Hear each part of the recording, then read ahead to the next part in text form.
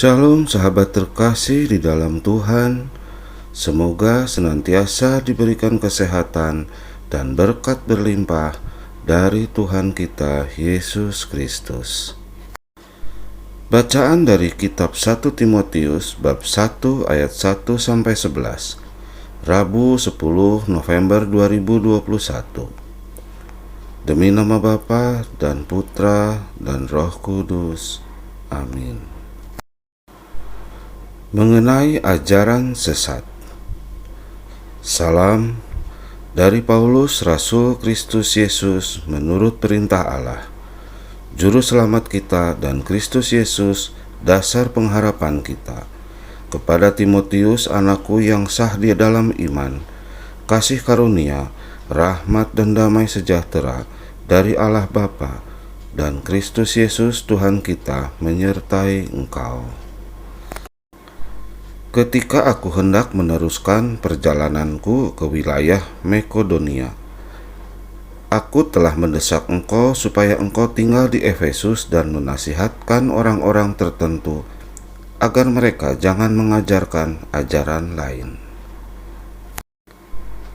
ataupun sibuk dengan dongeng dan sisilah yang tiada putus-putusnya, yang hanya menghasilkan persoalan belaka, dan bukan tertib hidup keselamatan yang diberikan Allah dalam iman. Tujuan nasihat itu ialah kasih yang timbul dari hati yang suci, dari hati nurani yang murni, dan dari iman yang tulus ikhlas. Tetapi ada orang yang tidak sampai pada tujuan itu dan yang sesat dalam omongan yang sia-sia. Mereka itu hendak menjadi pengajar hukum Taurat, tanpa mengerti perkataan mereka sendiri dan pokok-pokok yang secara mutlak mereka kemukakan.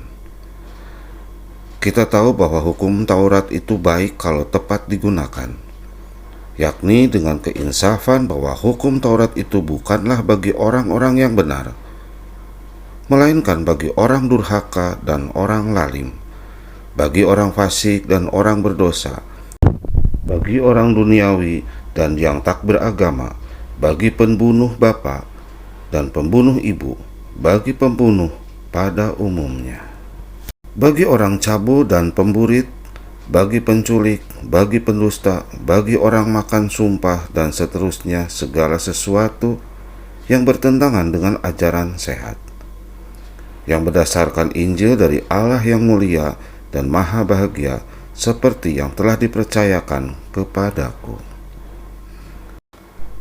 Demikianlah sabda Tuhan. Syukur kepada Allah. Tema hari ini adalah menjadi duta kebenaran. Dalam acara seremonial, ketika seseorang pejabat diminta memberikan sambutan, kadang-kadang ia mengutus seseorang wakilnya. Umumnya hal itu terjadi karena ada tugas bersamaan yang secara status lebih tinggi atau tidak bisa ditinggalkan. Sekalipun yang hadir adalah orang yang berbeda, orang yang mewakili tetap membawa bersamanya kewibawaan pejabat itu. Rasul Paulus menyebut Timotius sebagai anakku yang sah di dalam iman. Dengan status sebagai anak rohani, Timotius diyakini telah mengerti pengajaran Rasul Paulus. Oleh karena itu, Timotius pun dipercaya untuk tinggal di Efesus, serta mengajar dan menasihati orang-orang di sana supaya mereka tetap mengikuti ajaran yang benar. Sebagai utusan Timotius, mewakili kewibawaan dari Rasul Paulus. Sekalipun masih muda, dia bisa percaya diri mengajar di tengah-tengah jemaat dan menasihati jemaat yang masih mengikuti ajaran lain. Sebagai anak rohani Rasul Paulus, dia telah menerima ajaran yang benar sehingga mampu menunjukkan kebenaran itu kepada orang-orang lain dan menghasilkan kasih sejati dalam kesucian dan iman. Jika demikian halnya, kita harus pula menjadi anak Tuhan, dalam arti murid yang telah mengerti ajaran Tuhan dan utusan yang mengajarkan kebenarannya.